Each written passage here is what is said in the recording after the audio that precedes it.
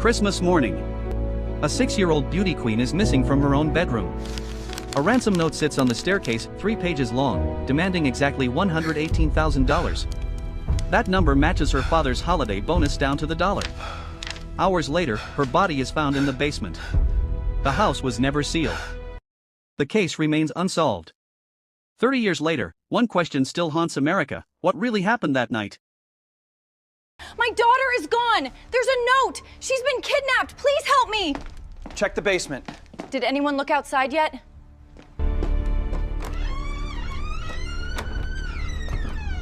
Not a family member.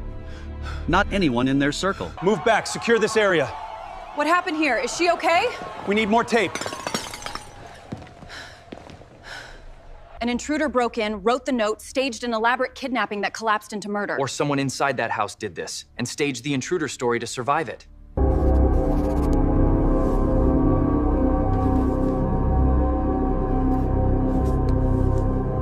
Patsy Ramsey cannot be excluded as the writer, neither can she be confirmed. And in the basement, forensic teams find something the first officers missed entirely. Was that the intruder's way in? Or was it staged, after the fact, by someone who already had a key? Autopsy results leak. Jean Bennett suffered a skull fracture. She had been strangled. There's evidence of prior sexual contact. We want to be clear, the Ramsey family maintains their innocence completely. They are cooperating fully. This has been a very difficult time for them. We ask for privacy. Boulder police named the parents under an umbrella of suspicion, never formally charged, never cleared, just left hanging in public judgment for a decade. Tabloids run with it. Patsy's pageant photos of Jean Bennett flood every broadcast. A 6-year-old in makeup and heels, footage that turns a murder investigation into a media obsession. Then, in 2003, touch DNA testing, a technology that didn't exist in 1996, finds an unknown male's genetic material on Jean Bennett's clothing.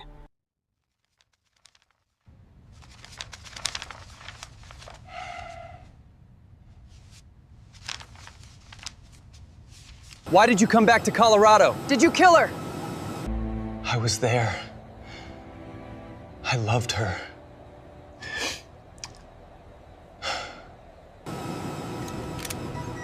Is the DNA evidence accurate?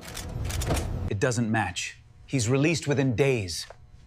The real match has never been found.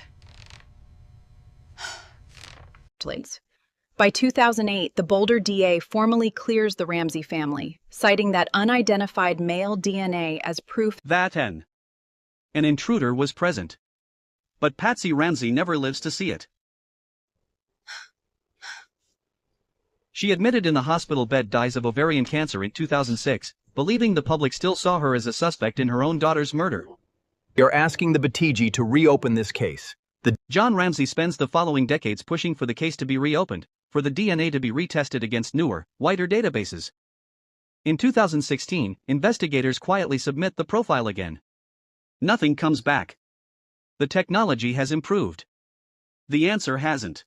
Meanwhile, the physical evidence tells its own contradictions. The garrote was assembled from a broken paintbrush handle and cord from inside the house. Meaning whoever built the murder weapon knew exactly where those items were kept. An intruder would need to have explored the home in total darkness, silently, without waking anyone, and known precisely which drawer held the cord.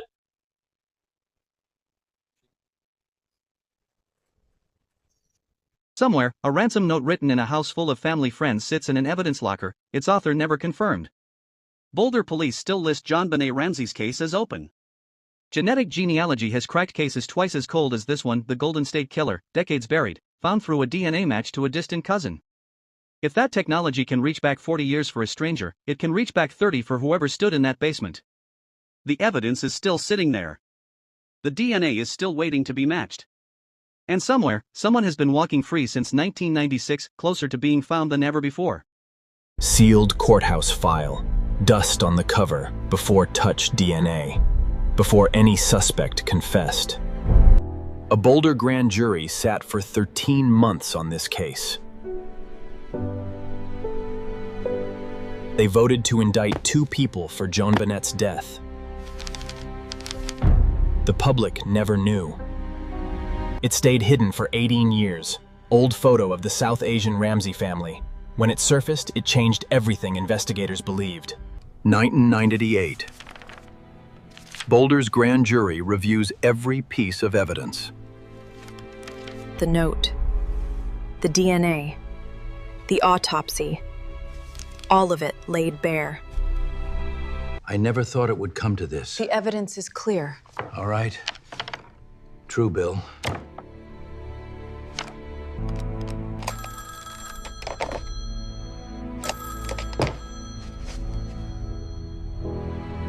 The city that hit it now has to explain why. Court. Investigation board. Red string connecting new photo, but the theory doesn't stop with the parents.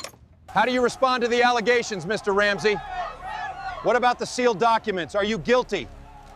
How does it feel to walk free today? 2013. A reporter finds what Boulder tried to erase. Grand jury Flashlight indicted prop under Ramses in harsh light, he suggests it 1998. could match a blunt object, like a flashlight. I can't TV believe it. studio, Are documentary you crew film. serious?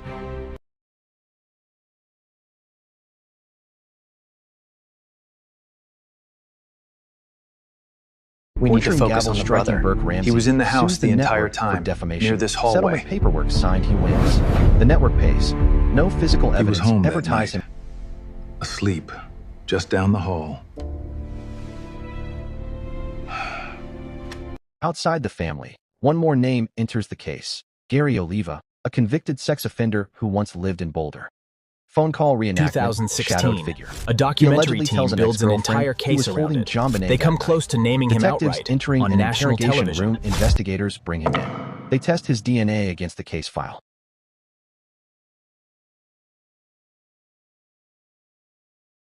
But the theory never fully dies. It just goes quiet.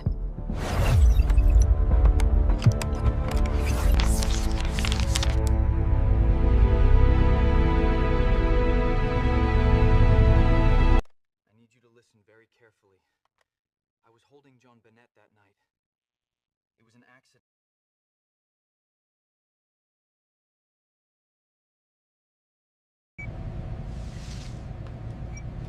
Lab result on a screen. No match, it doesn't match the unknown male profile from the crime scene. Another folder closing, stack growing teller. Another name crossed off. The list keeps growing. It never reaches zero. Evidence locker, sealed vial glowing under light. 3 theories. 2 parents indicted, then never charged. A brother was named on TV, a predator who confessed, but later got cleared. DNA double helix graphic pulsing, every path hits the same wall, 1 unmatched male DNA profile. Colorado evidence room, dust settling on a shelf sitting untouched in a Boulder evidence locker since 1996. 20-25-5. Boulder police make a quiet announcement. Genetic genealogy database interface on screen, a renewed DNA search using genetic genealogy technology. Golden State Killer case file flashing briefly, the same method that finally caught the Golden State Killer, decades later. Ancestry database tree expanding on screen, the profile is now submitted to a wider, Ancestry-linked database. John Ramsey, aged, staring at a photo of John Bonet, one that didn't even exist 5 years ago. Empty child's bedroom, Christmas lights still hanging. If it produces a match, it won't just name a suspect. Candle burning next to a framed photo, it will close a wound that stayed open for 30 years.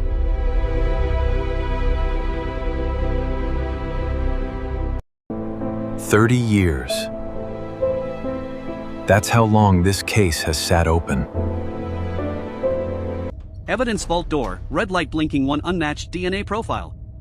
1 weapon built from items inside the house, newspaper headlines spinning across the screen, decades passing, suspects named. Suspects cleared.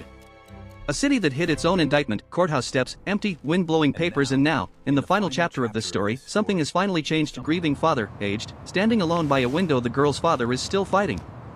And this time, the fight found new fuel. Boulder's own police chief just admitted something the department avoided for decades. Handcuffs on a courtroom table, gavel nearby, a crime lab scientist who worked this case has just pleaded guilty to a felony. The truth, almost buried twice. For nearly 30 years, one crime lab handled the DNA in this case. Forensic scientist's badge on a desk spotlighted her name was Yvonne Woods. She worked there from 1994 to 2023. A Caucasian male scientist in a lab coat touches thousands of DNA cases across the state, including this one. In June 2026, she pleads guilty. 4 felonies: perjury, forgery, and data tampering.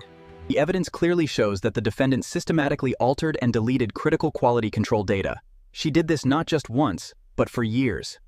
Calendar pages flipping rapidly, 2008 to 2023. Between 2008 and 2023, the exact window this case's DNA sat in her lab. Investigator reviewing old case files under a lamp. Boulder police rush to confirm one thing publicly, that this case wasn't affected. Senator, how do you respond to the allegations made by the family? Is it true the investigation is being reopened? What is the timeline moving forward? We have the killer's DNA. The technology exists. Why hasn't it been used? This is what we call forensic genetic genealogy, or FGG for short. Family tree diagram branching outward on screen, a method that doesn't need to match a suspect directly. Magnifying glass over a family tree branch, it traces second and third cousins through public ancestry databases instead. It's the exact method that caught the Golden State Killer in 2018, in Terce, after 40 years free.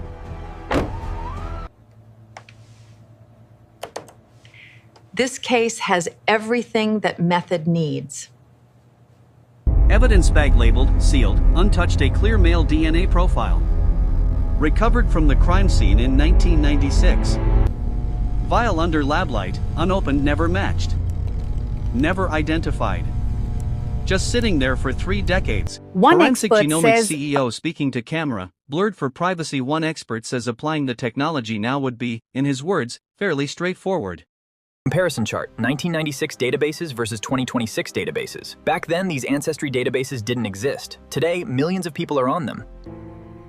I've even offered to help raise money to fund the testing myself. Breaking news tonight, DNA experts are publicly pressuring investigators to act. The investigation. The investigation is facing heavy criticism. We understand the community's concerns. My department is committed to full cooperation and accountability regarding the recent events. Techniques and technology constantly evolve. This is especially true with DNA testing. Remains a top priority, department statement. The department calls the case a top priority. But priority isn't the same as progress. I met with police in January. It was an important meeting. President, please! We are desperate. We need your help now. You have to listen to us. Slow pan across an empty investigation room. Still, no new arrest. No new name. No closure. Because underneath every headline, the same physical facts remain unchanged. Broken paintbrush and cord laid out on a table. The garrote was built from items already inside that house. Broken paintbrush and cord laid out on a table. The garrote was built from items already inside that house.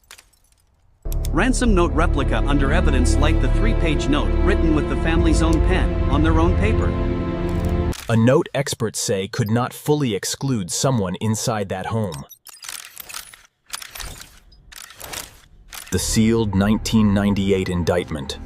Proof a jury once believed enough to charge. DA's empty office chair, dust in the light. A charge a district attorney refused to sign anyway. DNA double helix rotating slowly in blue light, and still, at the center of it all, one unidentified male profile. Evidence room shelf, boxes stacked to the ceiling, waiting, this entire time, for a database wide enough to find him. Every year that passes, that database grows. Every year, the odds shift. Genetic genealogist speaking, screen full of family names. You can trace someone back through a cousin they've never even met, one expert explains. Diagram. Unknown suspect connected to distant relatives. That's how cold cases twice as old as this one have finally closed. Genetic genealogy has already cracked hundreds of cases like it since 2018. Family photo on a mantle, candle beside it, soft light for one family, none of that matters until it produces a name. Father alone at a table, empty chair across from him. He's been asking the same question publicly for years now. Why wouldn't you do this? The thing baffling to me is, why wouldn't you do this?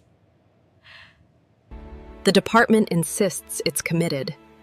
The family insists it isn't fast enough. Evidence lab door closing slowly, lock clicking between those two positions, the case sits. Unsolved. Unmatched.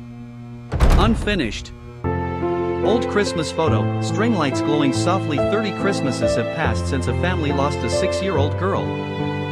30 years since someone walked out of that house and was never named. The clock hasn't just been running.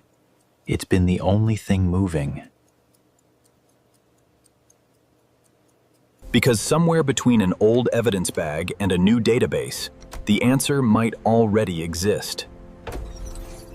It just hasn't been asked the right question yet. Your question yet. Not the wrong suspect. Not the wrong theory. Just the wrong tool. Used too late. Genetic database interface, cursor hovering over search, and that tool is finally sitting on the table, waiting for someone to press go. Here's where this story stands, right now, as you're watching it. Text overlay, case status, open. JonBenet Ramsey's case is still open. Officially. Actively. Unsolved. Father looking directly at the camera. Close up, we have the killer's DNA, he repeats. It's just sitting there. We have the killer's DNA. It's just sitting there. Split screen, 1996 photo, age progressed beside a blank silhouette somewhere. A man who was in that house in 1996 is still. Every case like this that's been solved started the exact same way this one could. One profile, one database search, one name nobody expected.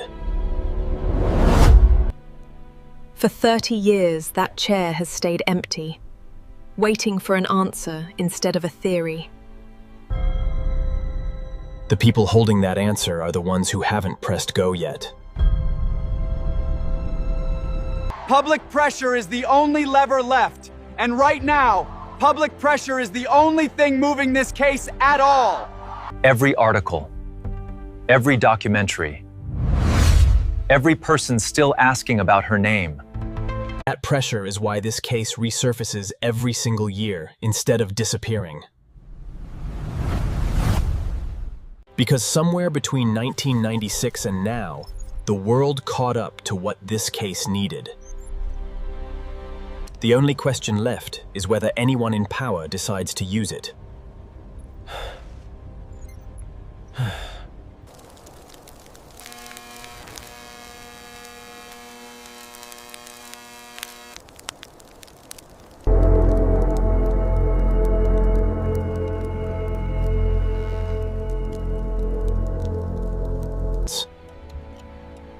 This isn't a story with an ending yet. It's a story still being written.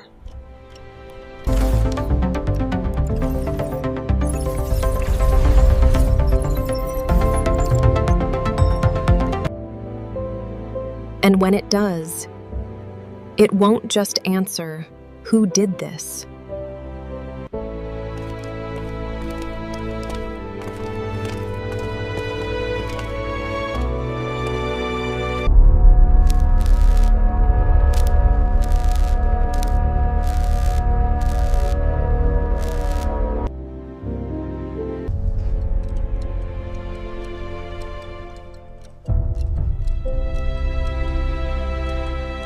Like this video if you want part 4 the moment new DNA results break. Follow this channel. We cover the cases everyone else moves on from too fast. Next up, Thope Lynch. A case where the killer hid in plain sight for over a decade.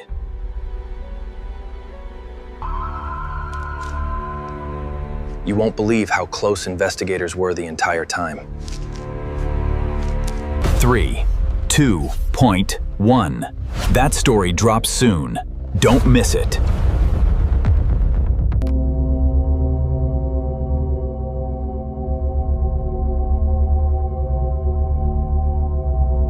Still waiting, 30 years later, for someone to finally say who.